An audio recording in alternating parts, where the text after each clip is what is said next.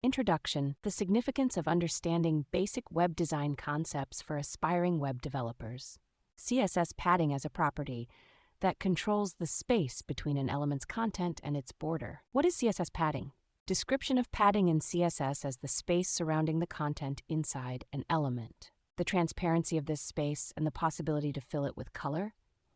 Different padding properties: the availability of different padding properties to control each side of an element individually or collectively. The properties include padding top, padding right, padding bottom, and padding left.